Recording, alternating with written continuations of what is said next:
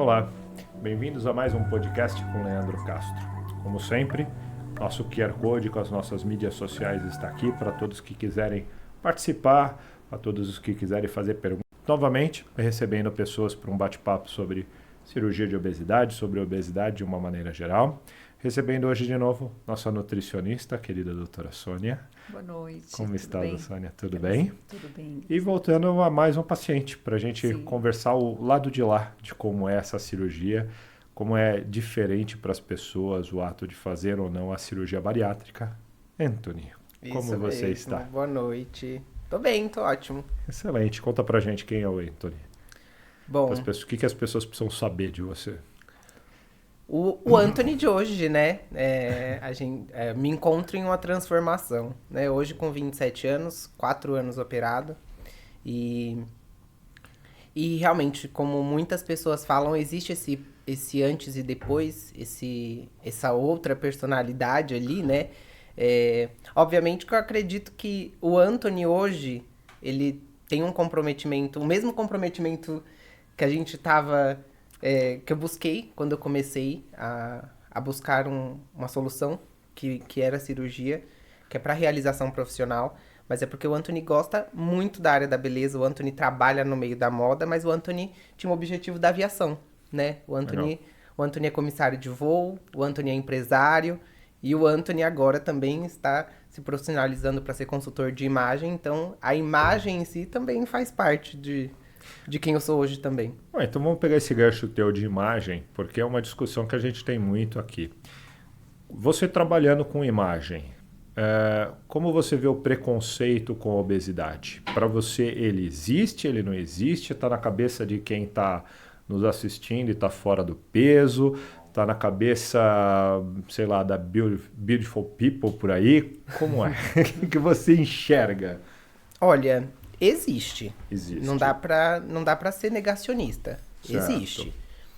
Cada um lida de um jeito. Eu acredito muito que, assim, você é tratado da forma como você deixa com que as pessoas te tratem. Eu penso que, mesmo eu estando fora do peso, como aconteceu, né, como era o meu caso, mas eu sempre fui muito vaidoso. Era uma coisa que, conversando ali, eu sempre tive muita vaidade. Eu iniciei até minha carreira, digamos assim, profissional pequeno, porque minha mãe me colocou com 4 anos para ser modelo. Entendi. Então, eu sempre estive no meio e foi aonde eu tive essa decisão até, né, de procurar uma solução para eu me sentir feliz, que foi aonde eu já não me encontrava mais com peso. Mas você veio da obesidade da infância ou você ficou obeso no meio do caminho? No meio do caminho. Eu tive um problema ali, mais ou menos quando eu tinha por volta de 6 anos. Eu tive uma reação alérgica a um medicamento. Perfeito. E o tratamento de alergia Com muito corticoide? fez com que desandasse. Certo. E nesse meio tempo eu também trabalhava nisso. Fazia desfile, trabalhava na área da moda. E quando eu fui engordando, eu tive o preconceito ali. Certo. Eu lembro de um produtor que eu tinha, que aquilo ele me marcou na minha cabeça. Porque ele começou a falar que eu tava gordo, porque eu não cabia na roupa, eu era uma criança, eu não cabia na roupa e aquilo foi um trauma para uma criança. Eu coloquei na cabeça que eu não queria mais fazer aquilo, não queria, e obviamente foi aonde descontrolou. E trabalhando com imagem e conversando com muitas mulheres, eu trabalho hoje no segmento de moda feminina, e conversando com muitas mulheres, eu vejo isso. É como se eu estivesse realmente tendo um bate-papo, sendo um psicólogo ali. Muitas mulheres acabam não se aceitando em relação àquilo, e eu falo, ai, mas você é magrinho. Eu falo, porque, olha só, esse era eu. E eu mostro quem eu sou, né? Quem eu era, né? E até ficam surpresas. Eu conto do procedimento, conheceram já o Instituto também, algumas já foram também. E existe, né? Mas é porque muitas delas, que é onde eu acredito, quando elas são maltratadas é porque elas permitem com que isso aconteça. Elas fazem com que, elas deixem com que aquilo aconteça. Porque é o corpo delas, né? Mas... E você enxerga, porque nós estamos falando, não sei se eu estou falando correto, mas todo mundo põe a culpa desse status do ser magro, do estar relacionado a ser bonito, magro, no mercado dos filmes, no mercado artístico e no mercado da moda, né? É o mercado da moda que é assim, é o mercado da moda que influencia mulheres a serem extremamente magras, terem o corpo perfeito é o corpo de uma modelo, é o corpo de uma atriz e assim por diante. É isso mesmo? Você vê o mercado da moda como sendo trazendo esse status para isso ou não? Eu acho que não só o mercado, vou entrar, não só o mercado da moda, como a profissão que ele havia escolhido. Perfeito. Como ele queria ser comissário e já foi imposto que você teria que emagrecer. Exatamente. Então foi uma imposição também, além da moda, a profissão. Não, nós podemos até entrar nessa discussão, porque assim, a sensação que eu tenho, de novo, preconceito é um negócio difícil, aqui nós estamos só para conversar. É porque, veja só, eu fico imaginando, você entendeu? Como deve ser desafiador para uma pessoa que está obesa tentar ser comissário de bordo naquele corredorzinho que mal eu passo quase que de lado naqueles corredores e eu fico imaginando como é que fica uma pessoa acima do peso tentando trafegar com um carrinho, tentando servir pessoas quando ela está acima do peso. Nem estou falando do fato de ser bonita para a companhia aérea, porque teve uma época que tinha esse status padrão de beleza, um padrão de beleza, até que tinha um uniforme todo glamouroso, mas eu fico imaginando a dificuldade que vocês devem ter como comissário de bordo. A cadeira é muito... Se eu já acho desconfortável o nosso banco de passageiro...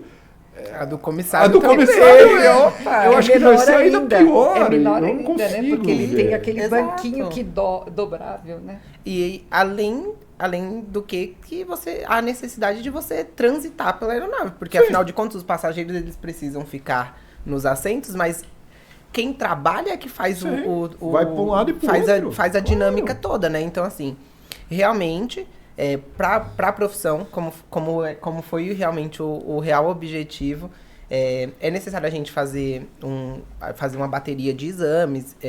Eu tenho essa aprovação, eu já tinha essa aprovação.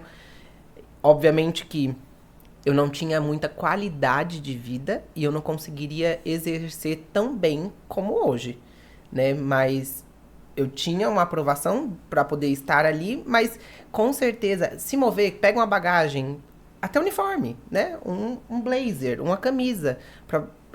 Existe existe com que você não consiga, às vezes, se movimentar muito bem. Então, assim, é totalmente diferente hoje, mas existe esse padrão e, assim, hoje buscam com mais cautela usar o português, claro. Se você não estar dentro de um padrão, ainda existe esse padrão, né? Podem negar por aí, mas existe. E no mercado da moda que a gente estava falando, como é que... Porque hoje cresce, pelo menos a sensação que eu tenho, até porque você vê marcas fazendo publicidade com pessoas fora do padrão, acima do peso, esse tipo de coisa. Existe hoje uma linha tentando falar que o obeso tem que ser feliz, que ele tem que se aceitar e assim por diante. Como é o mercado da moda? Ele ainda é mais preconceituoso do que todos nós aqui no dia a dia? Ele é pior? Ele está melhor? Como você enxerga? Eu entrei no segmento da moda com a minha mãe, porque a minha mãe ela já tinha loja, então eu comecei a lidar com o varejo. Meu contato direto com o público, ele foi o varejo. Então o atendimento ao público, o atendimento ao cliente, ele foi aonde eu iniciei. E olha só, minha mãe tinha uma loja multimarcas, e dentro dessa loja, um dos grandes pontos de diferenciais da loja era a moda plus size masculina. Então eu trabalhava vendendo peças que vestiam 72. Camisas tamanho 15, 16, 18. Então, assim, eu sempre gostei muito de moda, mas eu olhava para aquilo e eu não me via naquilo e eu não queria estar naquilo. Existiam pessoas que estavam ali, mas a maioria das pessoas, elas não se sentiam felizes com aquele estado que elas estavam vivendo, né? E é muito desafiador. Eu não queria me chegar a permitir com que eu chegasse àquilo. Mas, pra mim, o segmento da moda ele tem muita relação com isso. Principalmente pra mulher. Tanto que hoje o meu foco ele é um atendimento para as mulheres. Porque eu sinto isso, né? Eu tenho uma conexão muito grande. Porque a maioria das mulheres, das mães... E eu tenho uma ligação para fazer com que elas se aceitem até da forma que elas são, se elas buscarem ter saúde, se elas estão realmente saudáveis, mas às vezes são mulheres que elas não se acham, não é o padrão como diz ali, né? Hoje eu trabalho um PP ao GG, né? E tem a moda plus size, que já pega pro G1 ali para cima. E trabalhando do PP ao GG, eu visto mulheres que vestem 52, 54.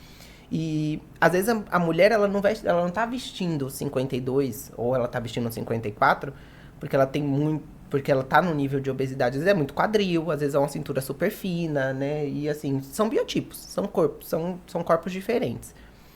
Mas existe isso e é aquela coisa, quando fala bem assim, ficou bonito na modelo. Tá bonito porque é um manequim. Uhum. E ainda existe isso, mas é muito delas. Né? Entendi. A gente vai tentando um pouco desconstruir isso, porque às vezes é uma mulher que usa um 40, um 42 e ela ainda acha que ela tá fora do peso e tudo mais. Então, é diferente de uma mulher obesa, né? É totalmente diferente, porque a maioria das mulheres obesas, elas já chegam falando, olha, eu quero uma roupa fresquinha porque eu vou sentir muito calor, porque ela já tem outros problemas ali. Então, quando ela já fala que vai sentir muito calor, eu falo, tem algum problema ali. Deve tomar algum remédio, ou deve estar numa fase, né? Deve estar com algum tipo de hormônio ali que não tá legal. Então, eu vejo por isso, né? E eu sempre comento do que eu fiz. Sempre comento o meu caso, né? Sempre comento, por exemplo, dou a dica aí, ó. Se você quiser fazer também. É engraçado porque, mas é a tua colocação. Não precisa ter problema. Você sabe que só a obesidade, tanto é que uma das queixas basais, você pode até falar sobre isso, é que quando emagrece o frio parece que ventou o Polo Norte, eu sou né? Então assim, assim, pessoa. o obeso por si só ele sente calor por toda a gestão da obesidade. A obesidade é uma doença inflamatória, então você sente mais calor, assim como é uma queixa global. Sim. Não, eu tô sentindo frio. Eu falo, não, você voltou para a normalidade, na verdade, você voltou para uma pessoa magra. Né? O cobertor adiposo tá indo embora, então Eu sou friorento. Hoje eu sinto bastante frio. E é onde eu identifico em relação a isso. A maioria das mulheres que eu atendo, por exemplo, e eu lembro como eu era, transpirava horrores quando estava fora do peso, transpirava demais, sofria. Hoje não, hoje é casaquinho, hoje é sempre pra viajar, já é totalmente diferente. Ali eu consigo identificar bem a relação ali com elas e elas se conectam, né? A gente vai conversando, vai batendo papo e a gente vai se conectando. E fala pra nós, como foi, que é a pergunta que eu acho que é mais fácil para todo mundo, como foi o seu processo? Você um belo dia olhou e falou, vou operar de obesidade. Você um belo dia conversou com alguém, aí você foi tomando uma decisão devagar, aquilo foi crescendo devagar. Como foi que você resolveu operar? Como é que foi?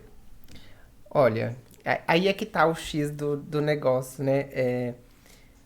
Quando eu conheci o Instituto foi por uma indicação. Perfeito. Mas era indicação de uma pessoa que eu não conhecia. Colega de colega de colega. E no momento que eu tava, eu já tinha feito... Eu conheci na pandemia, foi em 2020. Eu tinha acabado de ingressar na companhia aérea. E devido aos cancelamentos e tudo mais, eu acabei sendo tava afastado, tava de licença. E o que despertou? Em pouco menos de um mês, dentro da companhia aérea, na recém-contratação, eu já tinha engordado 8 quilos. Então, muita coisa. Uma rotina que não é rotina. E isso é porque eu só tava em treinamento, tava em processo de treinamento e tudo mais. E já mudou muito. Aquilo ali já foi desesperador, porque eu falei, pô, se eu tô entrando pra linha, se eu tô começando agora e já tá assim, imagina daqui a um ano. O que vai acontecer depois? Aquilo já me assustou. Aí eu conheci o Instituto e quando eu fui, eu assisti, mesmo ali naquela época de Covid, não podia ter tantas palestras. E foi um momento que estava liberado para uma determinada concentração ali de pessoas. E foi uma palestra com seu pai. E quando eu tive ali, eu lembro de muitas coisas que ele falou. Inclusive, ele falou sobre hábitos que são familiar, né? Eu lembro que ele citou o exemplo de que tem pessoas que estão na mesa e enquanto tem comida, ela não para de comer. Não era o meu caso, mas é um caso familiar. Se eu tiver com pessoas da minha família, eu notei esse tipo de comportamento. E eu fui vendo que isso influenciava. E vários outros. Eu já fiz muita coisa errada, tomei muito remédio, tomei muita coisa que não poderia, fiz muito procedimento que não poderia ser feito. E não era meu momento também, né? Porque poderia ter dado muito errado. Fiz muita coisa errada. E quando eu tava ali, eu falei, eu não quero continuar vivendo isso.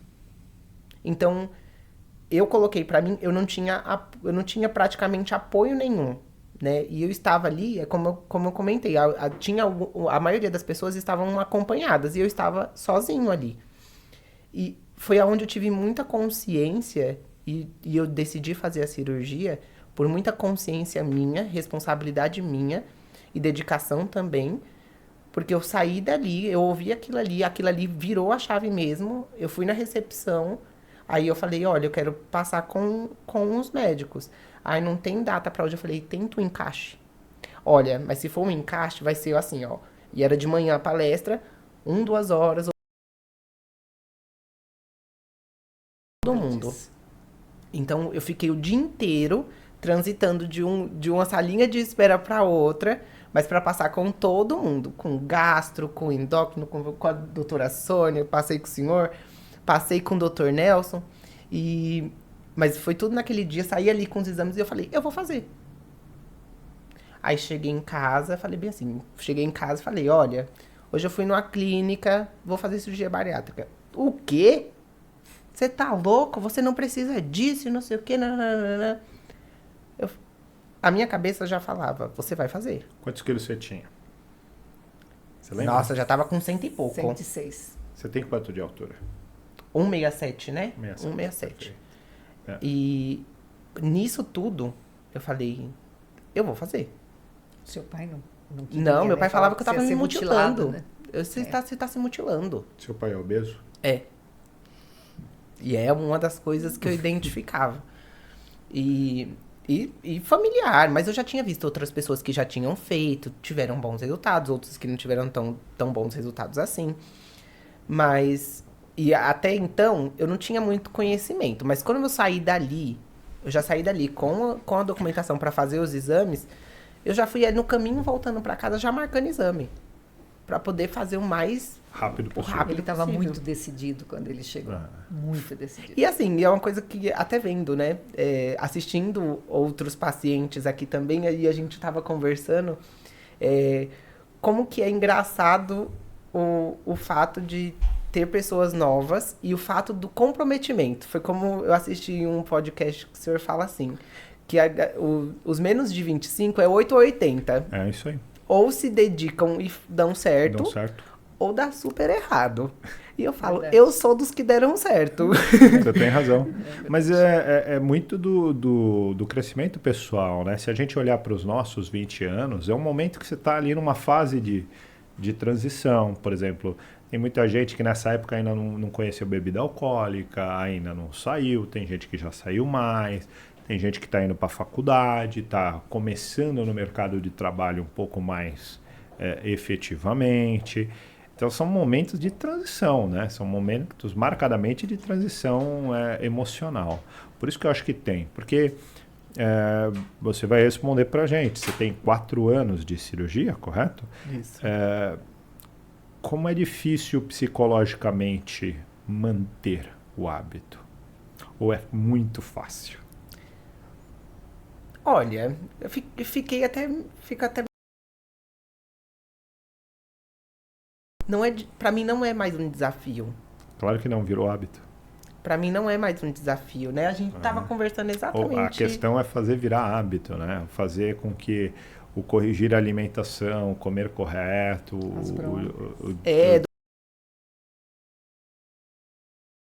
né, eu lembro que a Sônia que faz vocês andarem na linha nos primeiros 6 meses, principalmente.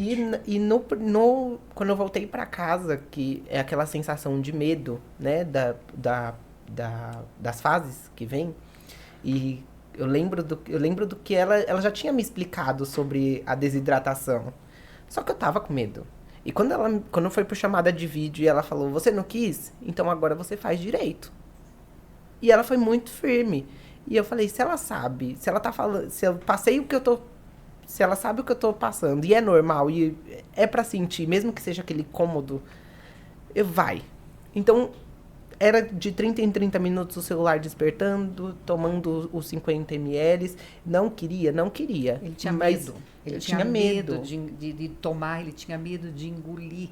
Porque vai doer. Não, você fez, a cirurgia está feita, agora não tem volta. Agora não dá para voltar. Não dá para voltar. Então, agora você quis, agora você segue. Você sabe que muita gente bate o arrependimento, né? Sim. Primeira e segunda semana. Nós estamos fazendo uma pesquisa aqui direto com os pacientes e todo mundo.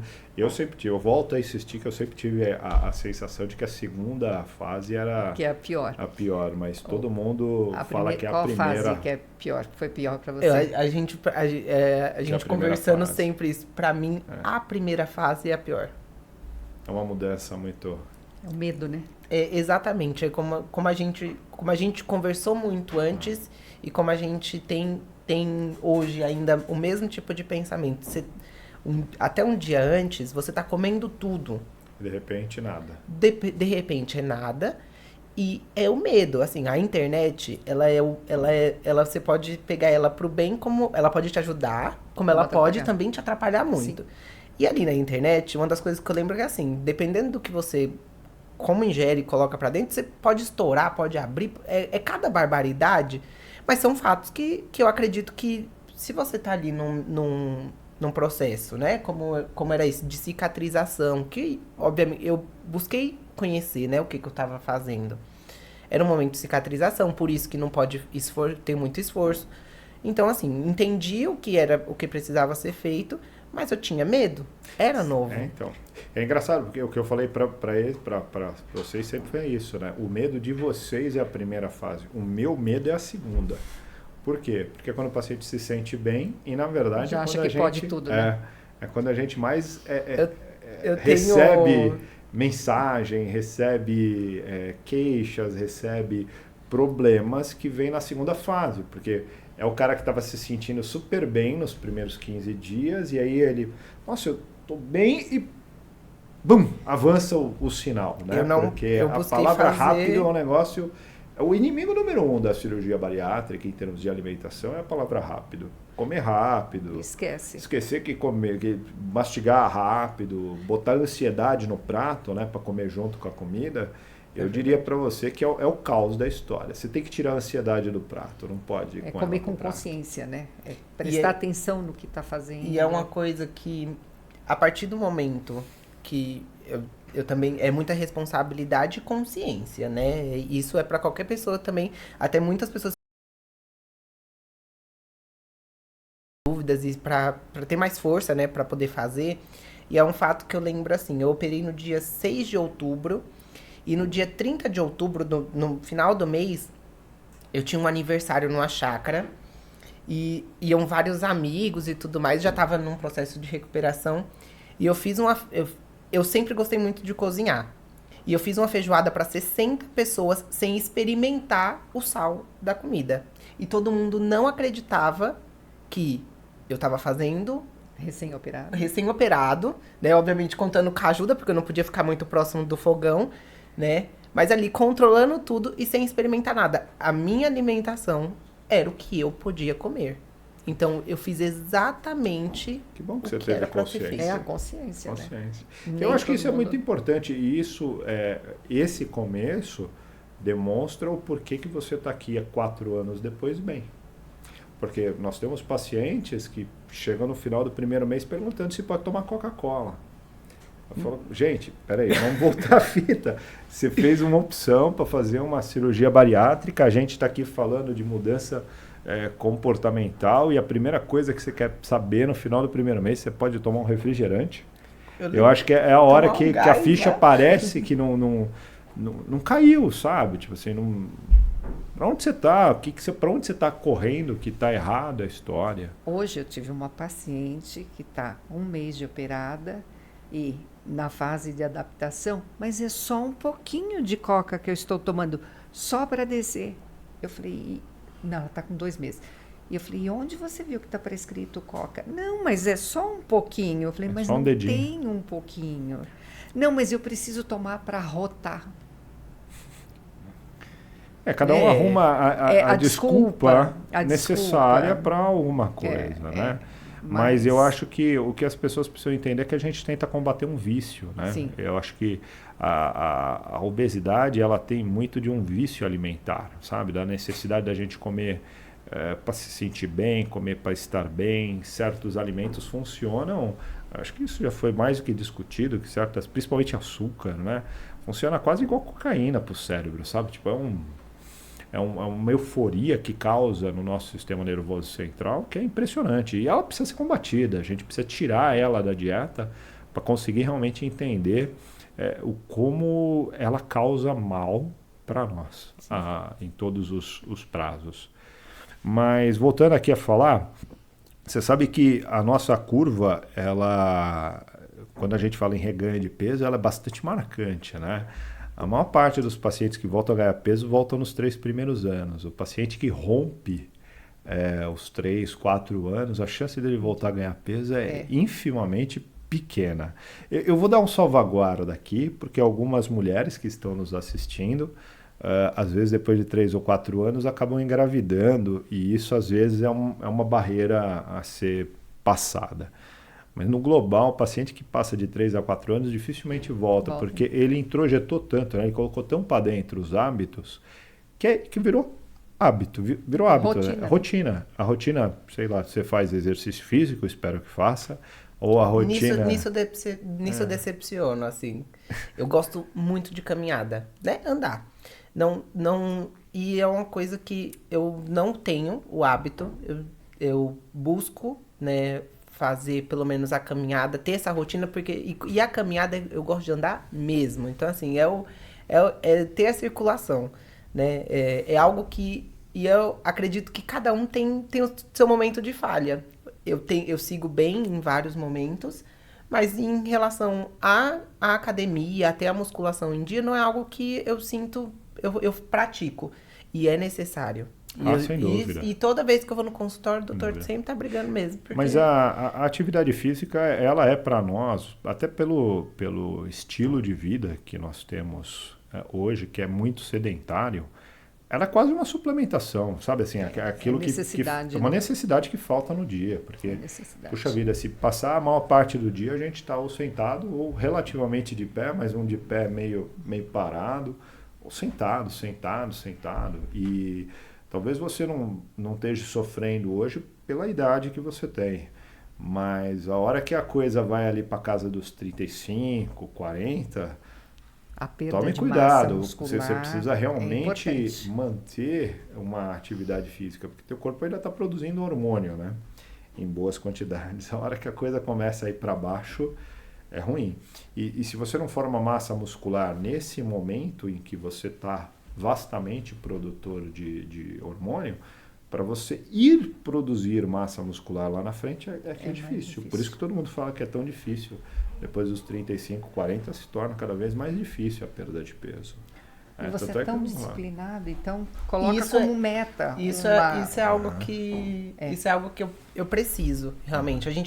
E acredito que como eu não gosto tanto, né? Eu acabo não me esforçando. Aqui vai o que eu falo para todo mundo. O problema, como é que a gente tem que enxergar a atividade? Eu vou te falar que a questão sempre foi como nós enxergamos as coisas, né? Então, por exemplo, se você enxergar a atividade física como uma coisa tortuosa, como um fato, eu tenho que gostar, às vezes durante a atividade física, eu acho que é mais difícil. Você tem que gostar do resultado, não dela. Você entendeu? Você faz porque ela gera um resultado. Se com o passar do tempo você passar a gostar do meio do caminho, tanto quanto melhor, é igual trabalhar. A gente trabalha porque alguém paga, né? Porque existe um salário ao final do mês. Se eu conseguir fazer algo que me deixa feliz, pô, tanto quanto melhor. Mas tenho certeza que a maioria das pessoas não trabalha exatamente dessa maneira, falando, nossa, eu amo absolutamente todos os lados, né? Todos os vértices do meu trabalho. Não, até porque se você amasse tanto assim, não precisava nem receber para fazer, né? A gente faria de graça. Mas a gente não faz. Então, eu acho que o segredo da atividade física é você parar de se importar com o meio e se importar com o resultado. E ficar afim do resultado. E não é só você, né? É o que eu já falei nos outros podcasts aqui. Você vê que cada vez mais as academias investem, por exemplo, em espelho, em sala de espelho, para que as pessoas terminem e olhem o resultado. Verdade. Porque as pessoas são viciadas no resultado. Não é no fato de, eu levanto. Lógico, tem uma competitividade do ser humano que é muito grande, né? Eu levanto mais peso que você e aquela competição, mas no global é o resultado. Não é o meio, é o resultado. Tanto é que, poxa, tem muita atividade física que é muito legal. Por isso, caminhar é muito bom. Caminhar em termos de você, acho que colocar os pensamentos na ordem do dia. Por exemplo, muitas vezes quando eu saio de manhã, eu faço hoje atividade física pela manhã. E eu vou andando até a academia e eu volto andando da academia. E eu moro do lado de um parque. Então, vira e mexe, quando eu volto, eu paro e dou uma volta inteira, 1 ou 2 voltas no parque. E eu acho muito bom, porque você coloca... É um momento que eu estou repassando aquelas ações do dia, o que eu preciso fazer no dia. Eu acho muito bom. Ela não tem o resultado que eu quero. Por isso que eu preciso fazer a musculação. Porque caminhar é muito bom, mas você tem que entender qual é o resultado quando você está atrás de uma atividade física, né? Para onde você quer ir? O que você está afim? Tipo, eu quero ter um corpo lindo e maravilhoso, só que eu só quero andar. Beleza, mas não vai acontecer. Esse é o seu problema. Não vai acontecer. Então você caça o resultado. Você tem que colocar isso na cabeça, até porque você é jovem, precisa mudar algumas coisas. A partir do momento que a gente se permite, né? E aí é o que tá. Eu coloquei algumas outras coisas à frente no momento em que eu estou hoje, né? Agora eu estou me recolocando também, né? Como existe alguns momentos que a gente precisa dar um passinho para trás, não é que a gente deixa de olhar para si, né? Mas eu dei um foco no meu trabalho, aí agora já estou mais tranquilo, estou, óbvio, sempre buscando esse crescimento profissional, mas agora eu já me encontro num campo em que, sim, agora eu posso fazer isso, né? Então, já iniciar também. Porque não é como a gente fala da academia, eu via antigamente assim. Principalmente na época que eu tava obeso. Então, eu via assim, como a gente fala, vou fazer dieta pra tal coisa. Eu vou fazer pra uma festa, pra uma viagem e tudo mais. E eu tenho ainda isso para ser trabalhado como um humano que sou, mas tirar isso que é a minha lembrança de academia, que era assim, eu vou fazer para determinada ocasião, não, eu vou fazer para minha vida, porque e é isso, e precisava ouvir isso realmente, não é você ter o foco no meio, no processo ali, é o foco no resultado. Eu hoje posso mudar de opinião, mas eu hoje não me vejo com um corpo super bombado ou todo malhado. Mas se eu tenho a necessidade de ter a massa muscular e ela pode estar em falta, então desperta um ovo assim, olha, se eu quero continuar bem, se eu quero continuar vivendo bem, porque hoje eu tenho uma qualidade de vida 1000 vezes melhor do que o que eu tinha, então, eu preciso fazer isso agora para poder não sofrer depois. É o mesmo foco que realmente que eu tive. Né? Até porque o resultado que nós estamos falando, entre você achar que você quer ter um braço com 50 centímetros, com 10 centímetros, ou o que eu quero é uma capacidade de fazer certos tipos de exercícios, esse tipo de coisa, são resultados diferentes. Mas uma coisa que é muito importante para mim é que eu enxergo e eu já falei isso aqui também, eu enxergo saúde como uma pirâmide, onde saúde ela é o topo da pirâmide. Então, ela é construída de uma base. Então, se você não tem uma base sólida, você não constrói saúde. Você não tem saúde se você não tem hábitos, que é a base da nossa pirâmide saudável. Então, eu acho que um hábito saudável é aquela junção de um hábito alimentar saudável. Para você estar aqui e estar magro e não fazer atividade física, nós julgamos que o teu hábito alimentar parece ser saudável. Eu acho que nós temos que ter um hábito emocional saudável. Então, acho que as pessoas podem viver a vida intensamente, mas tem que tomar muito cuidado para até que ponto que esse intenso não passa a ser até patológico. Um hábito físico saudável. Então, ter uma atividade física, manter o seu corpo perpetuando uma atividade física é saúde. Então, quando você olha e fala assim, e aqui alguns falam eu não gosto de falar desse aqui, mas eu acho ele fundamental, que é o hábito espiritual saudável, é manter realmente o espírito também saudável. Você tem tudo isso, você junta e você tem saúde. Então, você me pergunta assim, eu não faço atividade física, eu sou um cara magro, hoje eu estou bem, meus exames estão bons, eu tenho uma dieta saudável, eu sou saudável? Não.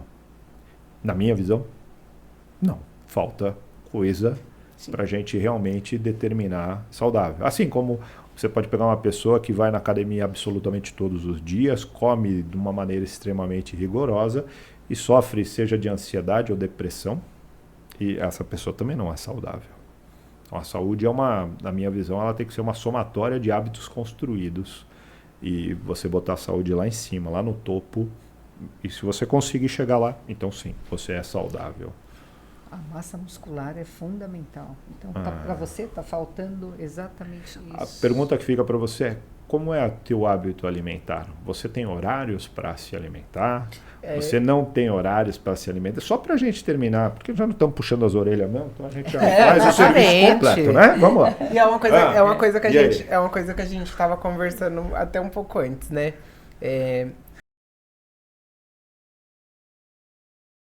Então, assim, a comida, para mim, ela não é o inimigo. E eu lembro disso, e porque eu acredito que eu tive um sucesso, porque, afinal de contas, com a cirurgia bariátrica, a gente busca a saúde, e busca o emagrecimento. Para mim é claro isso. E quando eu tava ali, naquele processo, em que eu lembro claramente da doutora Sônia falando, quanto mais você comer, mais você vai emagrecer.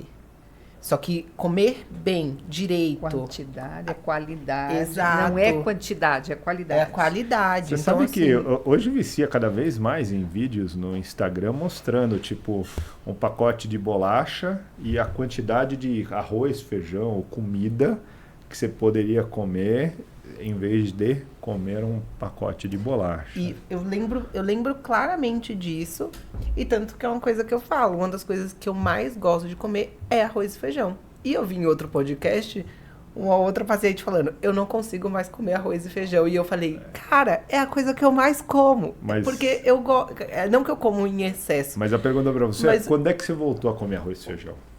Ai, quando ela liberou.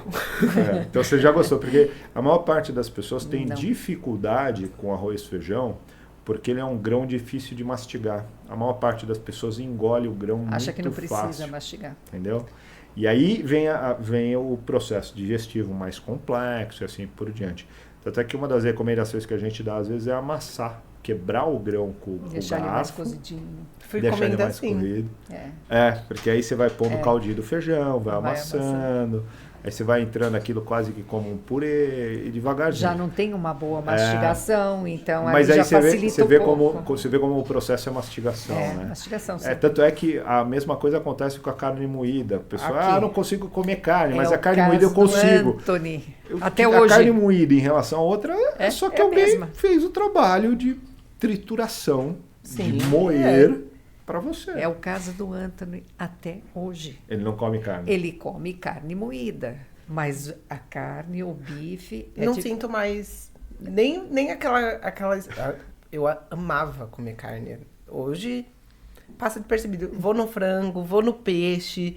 E são coisas que, assim, eu lembro logo no começo, porque eu fiz a cirurgia em outubro. Quando eu voltei pra fazer o retorno em janeiro, eu tava com os cálculos na vesícula. E foi nesse período que eu senti desconforto, porque eu sentia refluxo, sentia um incômodo, mas eu não sabia do que era. E toda vez que eu comia carne, parecia que o negócio dava ruim. E foi, obviamente, que assim que eu fiz a retirada também, né? Então, fiz todo o acompanhamento no Instituto, fiz a retirada também com os médicos do Instituto. E quando eu fiz, depois eu consegui comer carne. Porque até aquele momento em que eu tava ali, eu sentia bastante desconforto.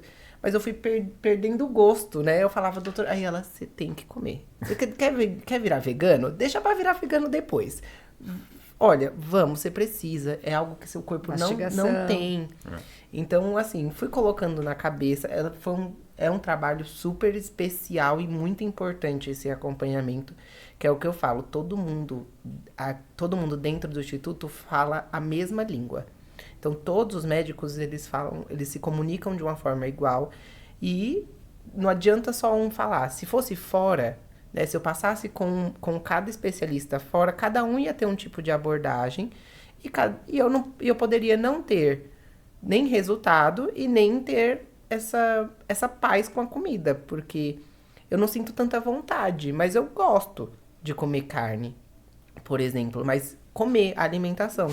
E até respondendo a pergunta, eu não tenho regra de horário. Eu já não tenho esse hábito de ter regra de horário, mas eu procuro comer. Então, eu procuro me alimentar. E é algo que a minha mãe é o que ela reclama, mas é uma referência ruim que ela também tem, tanto da minha mãe como do meu pai, em questão de família, porque a gente sempre trabalhou no comércio e a gente sempre colocou o foco no trabalho, no momento do seu almoço. Vai fazer quando dá, né? Almoça quando dá. Era fazer quando dá. E acaba que são costumes ruins que podem estar, convivem ainda, mas eu busco fazer diferente. Em alguns momentos eu acabo buscando. Ficar sem a comida, jamais. Assim, eu sinto a necessidade. Café da manhã, uma coisa que você não fazia, hoje você faz. Não dá pra eu sair de casa sem tomar café da manhã. Você sabe que isso é hábito, né? Tem hábito. Muita gente que fala assim, eu não tenho fome, eu não como de manhã. É hábito. Você começou a comer de manhã, você vai comer de manhã.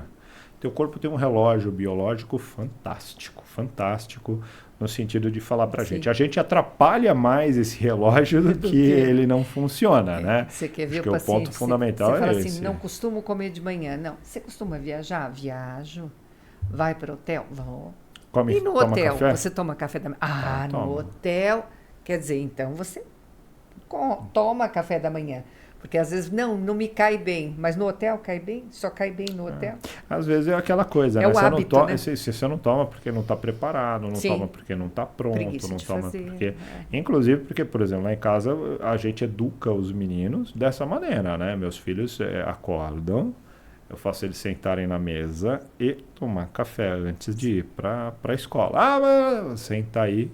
Não, mas eu não vou comer. Tá bom. Então, você senta aí, vai ficar olhando para minha cara, vai ficar olhando para a cara da minha esposa, né? Porque nós só vamos sair daqui uns 10, 15 minutos e nesse período você pode ou não comer, o problema é seu. E aí vai de hábito. Tanto é que hoje não tem, eles acordam, comem todo dia, tal. É lógico, tem que levantar, tem que preparar, tem trabalho, né? Ter hábitos é trabalho. Mas... é aquela frase de escolher o que a gente quer na vida, né? Para onde a gente quer ir. Acho que esse é um ponto muito importante. Sim, eu vou para casa, inclusive, bem pensativo em relação a isso, porque eu adorei a pirâmide em relação à saúde e faz muito sentido em muitas coisas que a gente vem para construir, né? E isso eu aqui hoje, com o papel de uma pessoa que já operou, que passou pela cirurgia e passou por muitas outras coisas ao longo do processo, né?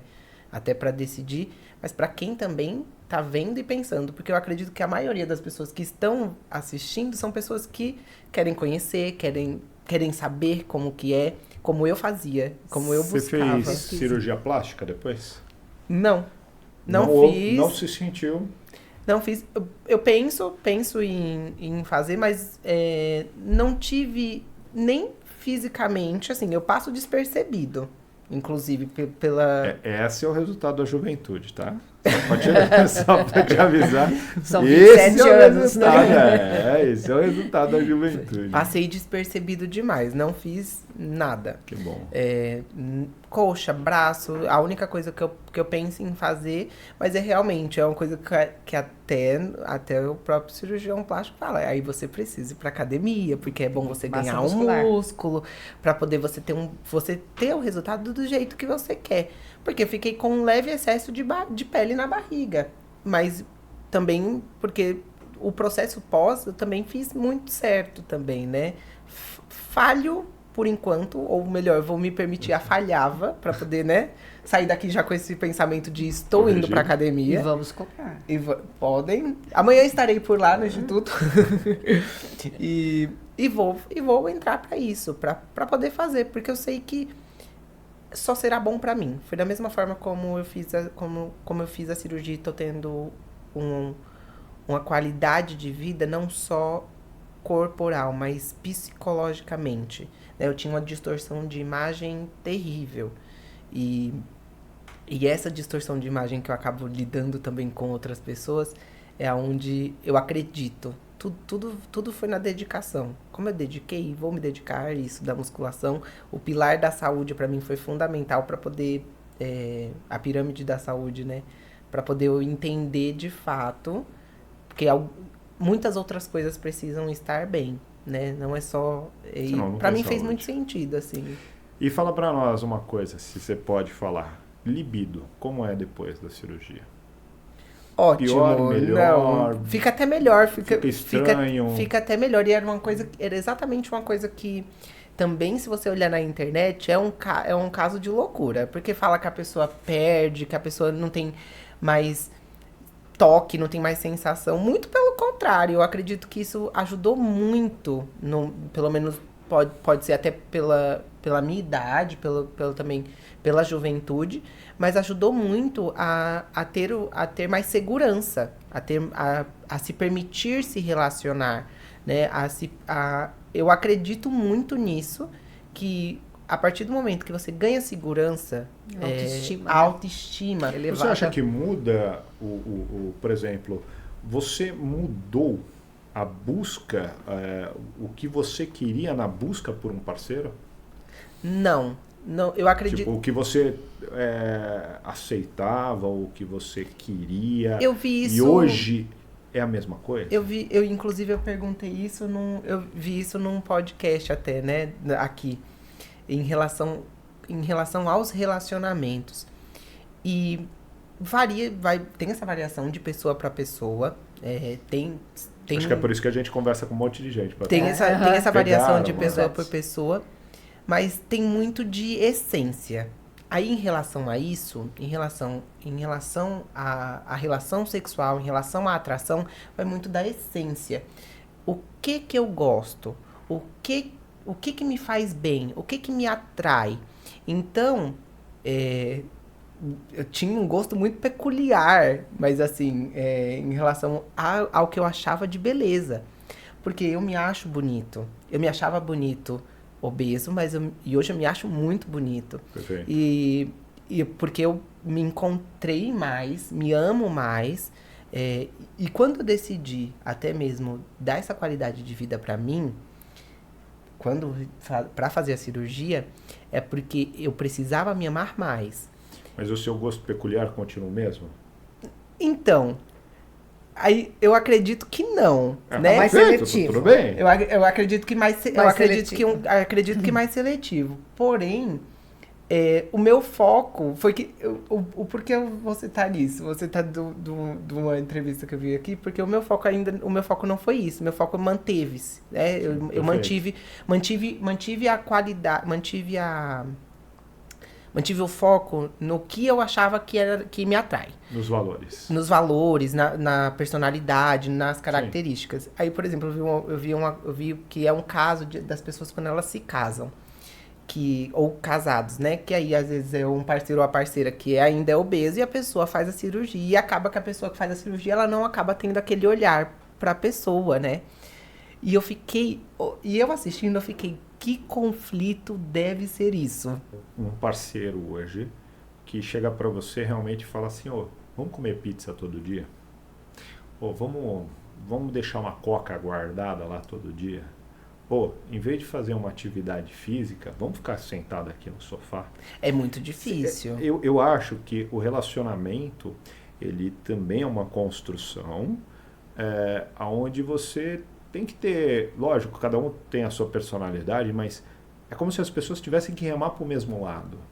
Sim. Você não pode sentar do lado de uma pessoa e eu remo para lá, você remar para lá. A chance disso dar certo, eu acho que é muito pequena. Vai ser, entendeu? Realmente faz muito, e eu vi isso e para mim faz muito sentido também, porque a gente precisa, porque são hábitos, né? E até mesmo você aceitar pessoas dentro da sua vida, você tem que priorizar os seus hábitos. Perfeito. E coisas que, no meu ponto de vista, e é algo que eu pratico, eu permito com que façam o que eu quero, né? Então, assim, faz muito sentido, principalmente em ter relacionamentos, porque é a mesma coisa. Tanto no libido como nas amizades, você tem a galera do barzinho, a galera da festa. Eu sou super da festa, eu sou um sagitariano festeiro nato. E eu não mudei o fato de gostar de festas, gostar de sair, porque é algo que às vezes acha que porque você fez a cirurgia você não vai conseguir mais socializar, você não, muito pelo contrário, eu socializo demais. Até porque socializar, engraçado que muita gente acha que tem que comer para socializar, e a gente socializa se por um acaso tiver comida, ok. Pra mim, exato. Não necessariamente tá tem tudo que ter bem, comida, exato. né? Então, e às vezes as amizades eram isso, de jantar, de comer fora e tudo mais. E isso são coisas que você permite. Se só querem você pra aquilo, porque é o fato da companhia, é o fato das pessoas, né? De estar do lado, né? De estar presente. E é uma coisa que eu faço, eu sou presente. Eu adoro cozinhar e eu não vou conseguir comer metade do que eu tô fazendo. Mas eu gosto de estar com vocês. Com as pessoas. Então, eu gosto de cozinhar pra família, eu gosto de cozinhar pros amigos. Não vou conseguir comer. Não vou conseguir comer tudo. Vou comendo o que eu quero, quando eu quero. E você passou a valorizar mais a comida? Porque antes você pode chegar lá e falar assim, nossa, eu vou na churrascaria, então passa um pedacinho de cada carne. Eu estou falando de churrascaria, mas poderia ser um rodízio japonês ou qualquer outra coisa do gênero. Passa um pouquinho de cada e depois que eu comer um pouquinho de cada eu resolvo o que é melhor. E a sensação que eu tenho do paciente bariátrico é que ele vai parar e falar, não, pode parar tudo. Qual é o melhor? É esse aqui? Então é esse que eu vou comer. Porque nossa, claramente. Não cabe tudo, então eu preciso selecionar. Eu adoro um rodízio japonês, né? E aí, falando nisso, é algo que é bem interessante, porque é uma coisa bom que você dá lucro pro rodízio. É uma coisa que acontece... Vamos começar por aí, que você deve gostar do dono do rodízio. É uma coisa que acontece que quando eu começo o serviço, geralmente o serviço é muito rápido. Sim. E eu acredito que até de uma forma estratégica para um bom atendimento, mas também para a pessoa encher logo, porque a pessoa come com os olhos e ela vai comendo um atrás do outro, porque eu lembro que antes de operar, eu cheguei a comer uma vez 13 Temax. E era uma quantidade, e comendo. E eu vendo isso, tendo noção hoje disso, de quando eu vou, porque eu adoro realmente, por mim eu quase iria todas as semanas, mas eu falo, olha, pode trazer devagar. Porque só em encher a mesa eu já fico em pânico. Seleciono muito bem o que eu quero comer. É exatamente isso. Faz muito sentido. Eu não tinha reparado que eu tinha tinha mudança. começado a ter esse hábito de selecionar. Porque até quando pede alguma coisa fora, até um restaurante que é à la carte, eu dou tanta olhada naquele cardápio para poder falar o que vale muito a pena para eu experimentar. E sempre também recorro para alguém. O que você acha? Minha esposa vive falando, né? Essas calorias valem, essas calorias não valem. Não vale o esforço, mas é interessante porque você começa realmente a pensar se vale a pena comer ou não, né? Porque muitas vezes a gente come por gula, come porque está ali. Então, acho que é um pensamento que você tem que ter bastante dentro da cabeça. E cabe tão pouco, né? Que o pouco que cabe vai naquilo que mais gosta também, né? E uma coisa que eu lembro, quando eu vi na primeira palestra, que foi algo que eu tornei e aquilo ficou muito na minha cabeça, que é o fato de quando a pessoa vê o alimento na mesa, ou se ela estar numa mesa, é só para comer. É só para ter essa ligação com a comida. E aquilo, eu não me sentia desse jeito. Mas eu também sabia que eu não queria ser assim. E eu não quero ser assim. Então eu posso estar num ambiente que tenha isso, mas não é minha prioridade. Eu não quero comer. Eu não vou comer para agradar ou socializar. Não é isso que vai fazer. Eu estou socializando aqui. Então, isso é uma relação que até para as pessoas entenderem como que elas podem socializar pós-cirurgia. Com as pessoas, né? Sim. Socializa com as Você pessoas. está necessariamente comendo, né? Vamos a uma outra pergunta, então. Você falou que você é da festa. Legal, mas você virou alcoólatra? Não. Porque hoje é um medo global. Nossa, eu vou fazer bariátrica, vou virar alcoólatra. É verdade, se ouve muito isso, né? Eu gosto de beber, eu gosto de um bom drink, gosto. E uma coisa que aí você mais uma vez o policiamento, aonde você consegue até quando? Antes da cirurgia, foi como tava falando, eu tava na flor da idade mesmo, eu ainda continuo, mas eu tava na flor da idade, tava com 18 anos, né? Obviamente que eu cheguei, desde os 18 eu já vivi muito bem, vivia muito intenso. E era muita festa, e era muita bebida alcoólica, e eu conseguia beber 3, 4 vezes seguidas na semana, poderia beber numa quinta, numa sexta e num sábado. Hoje não. Hoje eu continuo gostando, mas eu continuo festando, né? Mas necessariamente eu não preciso estar bebendo todos eles ou todos os dias, né?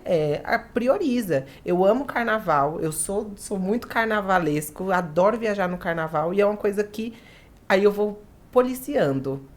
É aquele inimigo do fim, mas é inimigo do fim porque eu gosto da vida ali, dançar e vou. Mas necessariamente eu preciso estar me entupindo de álcool e é uma coisa que pra quando eu achei que eu poderia, porque eu lembro de uma cliente minha que ela falou do ex-marido que se tornou alcoólatra.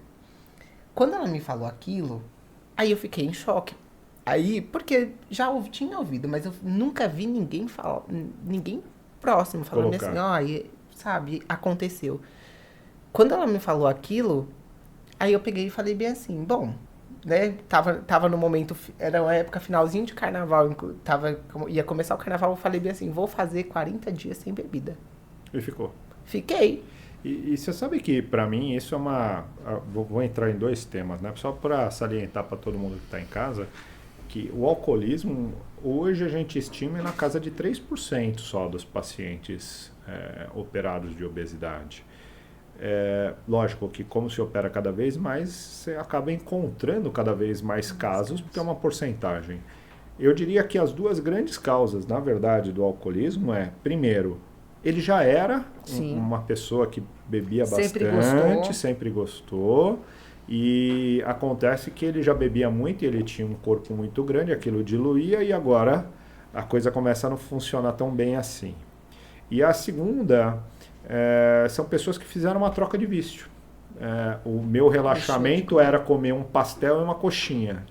Eu não consigo comer o pastel e a coxinha, mas eu consigo tomar uma dose. Beber é mais fácil. Exatamente. Do então, que comer, né? Esse é um perigo que nós queremos salientar a muitos pacientes. Não trocar de vício.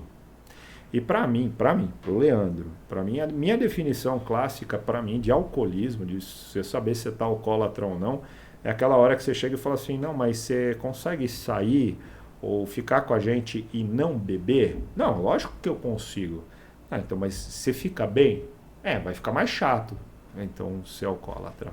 Porque assim, se você é incapaz de permanecer um tempo, se é incapaz de ir numa festa, ficar bem, se sentir bem sem a necessidade de uma bebida alcoólica, então você está com um problema, né? Está dependente. Você está né? dependente daquilo para ser feliz, daquilo para encontrar a felicidade, daquilo para, em vez de ser o encontro com as pessoas ser o ponto fundamental, ser a bebida, ou a necessidade da bebida para isso. Então, acho que é ali que está o problema da história, muito antes de você se tornar realmente um alcoólatra causador de problemas sociais. Eu acho que você passa a ser você. Eu acho que essa é a reflexão que todo mundo tem que fazer. Sim. Entendeu? É a tua capacidade de ficar sem o seu vício e você se sentir bem. Então, realmente, você não é viciado, mas se você não é capaz, se você altera o seu humor, se você não é capaz de ser você mesmo, ou a melhor versão de você mesma, sem uma bebida, sem um cigarro, então você é viciado. E é isso que você tem que parar para prestar atenção todo dia. E não é a bariátrica que te levou a você. Não. Você Eu já penso era. exatamente. Não é? Eu penso Você já exatamente tinha assim. o vício.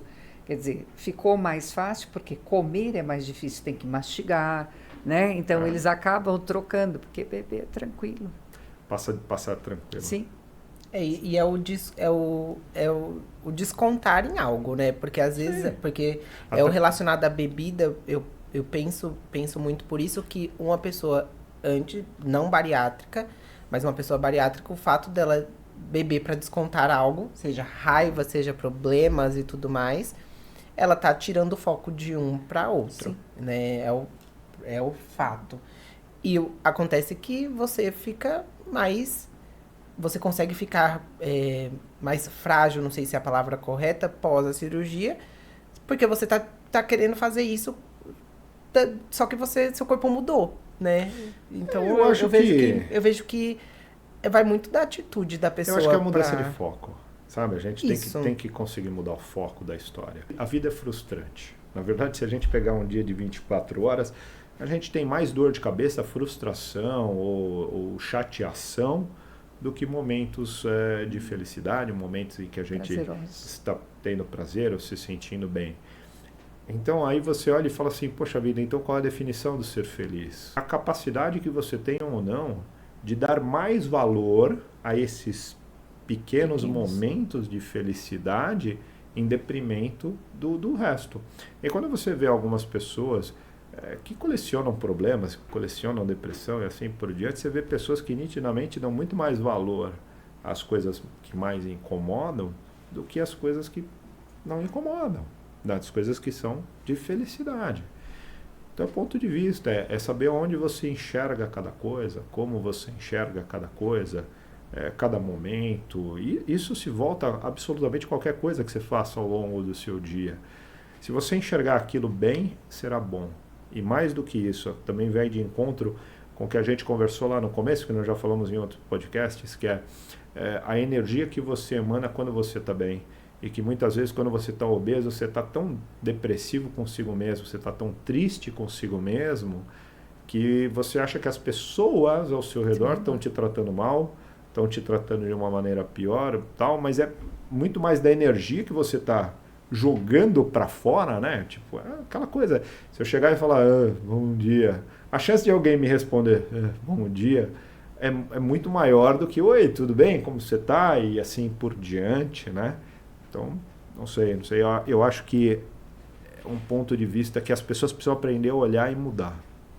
Eu concordo muito e fazendo isso, lembrando de energia, porque eu escuto muito isso, né?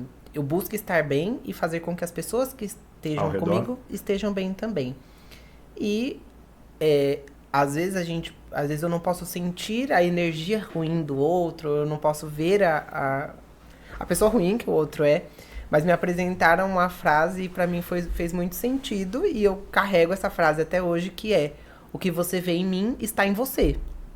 E eu concordo muito em relação a isso, porque mesmo em momentos ruins, acontecimentos que eu me permiti, né, a viver e passar por eles, sejam bons e ruins, fez como eu, como pessoa, também ter esse tipo de pensamento. E realmente, né, é se abrir. Eu tava falando num final de semana passado com uma amiga minha, e ela pegou e falou, a gente falando assim, eu tinha uma perspectiva de quando a pessoa ela tem opinião formada, é aquilo e acabou. Aí eu ouvi uma frase, e pra mim faz muito sentido. Uma pessoa realmente com opinião formada, ela se permite mudar de opinião. E ao longo da vida, quando eu ouvi aquilo, eu falei bem assim, eu consegui ser uma pessoa de opinião formada justamente porque eu me permito mudar. E faz sentido. Hoje eu vou pra casa, amanhã uma das primeiras coisas que eu vou fazer é uma inscrição na academia. Porque entrou na minha cabeça. Você sabe que entrou na minha cabeça. O meu reflexo é que quando eu tinha ali por volta dos 20 anos de idade, até pela capacidade física que a gente tem aos 20 anos, né? Nós estamos num auge, muitas vezes, físico, né? E eu achava que a inflexibilidade era uma virtude absoluta. O que é certo, o que é errado.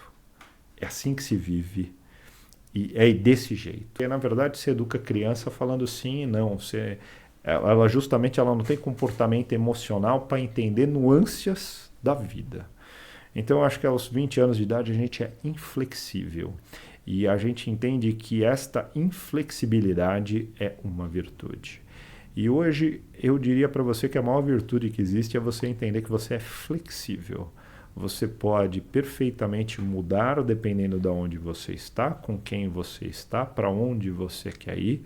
E a vida é flexível. E a gente deve mudar o tempo inteiro, indiferente a ter uma opinião forte, formada ou qualquer coisa do tipo, e até entender que o que é bom para mim, às vezes não é bom para o outro, o que é certo para mim, às vezes não é certo para outras pessoas, e está tudo bem. Não tem problema aqui. E quanto mais tempo passa, porque eu posso falar, mais isso fica. Isso, mais flexível você fica. Coisas que antes você dava, hoje, não. Tá tudo bem. Tá tudo bem. Tá tudo bem. É isso aí. Eu acredito que isso fez muito. Isso fez muito, assim. Fez ao longo do tempo, eu sou muito jovem. E eu sempre gostei de conviver com pessoas que tivessem mais idade do que eu. Então, meu círculo de amizade são pessoas que têm mais idade do que eu. E tá tudo bem. Outras pessoas podem achar que não é assim. Mas pra mim me ajudou, né? Eu tenho mesmo não tendo, por exemplo, um apoio na época de fazer a cirurgia familiar, mas eu tenho um contato muito grande com os meus pais, então é algo que a gente se comunica. Meus pais, minha família, eu sou muito família também, sou muito amigo, sou muito isso. E eu consegui ver isso no decorrer, assim, o quanto é importante, porque a flexibilidade e a gente se permitir a mudar de opinião torna isso muito mais leve pra gente continuar, porque, mais uma vez, lembrando, se a gente focasse só no meio e não no resultado, porque o resultado, de fato, a gente não sabe quando que vai ser o resultado de tudo que a gente tá fazendo aqui nesse planeta, né? Não sabemos, mas todos os dias temos resultados e todos os dias estamos no meio do resultado. Perfeito. Então, adorei. Assim, Doutora Sônia, como sempre, nossos papos vão embora, vão Passa se tão voa. rápido. Algum recado que você queira deixar de hoje? Mais uma vez agradecer, né, por poder estar aqui nesse podcast, e agradecer ao Anthony, que veio aqui falar com a gente, foi muito bom, espero que não fuja e que o compromisso já está assinado, né? Academia a partir de amanhã. Amanhã eu vou mostrar a inscrição lá no seu consultório. Você, algum recado que você queira deixar para alguém, alguma coisa? Olha, eu quero agradecer também o convite de estar aqui. Eu acho que quanto mais pessoas, né, puderem estar aqui trocando as ideias, abrindo oportunidades. Quando eu operei, não tinha isso. e é muito importante, porque fez falta. Você buscar ali no Google as barbaridades que aparecem... É muito fácil. É muito fácil. E, assim, você pode... Ou você decidir fazer, ou você não fazer. Então, assim, eu agradeço demais pelo fato de estar aqui, compartilhar um pouco da minha história. Agradeço também, doutora Sônia, que ouviu muito, que entendeu ali na primeira consulta ali, no nosso bate-papo ali, eu consegui explicar um pouco das minhas dores, porque foi muito importante. A nossa conexão, a nossa ligação, ela foi muito importante, é algo que eu gosto muito também, porque eu consegui ali colocar para fora toda a equipe do Instituto. Eu agradeço em si, agradeço o doutor por ter me operado, estou maravilhoso. E quero aproveitar também para, se vocês tiverem alguma dúvida, e vão conhecer. Se você tem a oportunidade, vai conhecer. Eu já indiquei gente fora do estado para poder vir a São Paulo para poder conhecer. Porque as pessoas perguntam, deixo o meu perfil do Instagram aí disponível para vocês tirarem dúvidas, acompanharem o processo, né? Porque eu coloquei algumas coisas lá.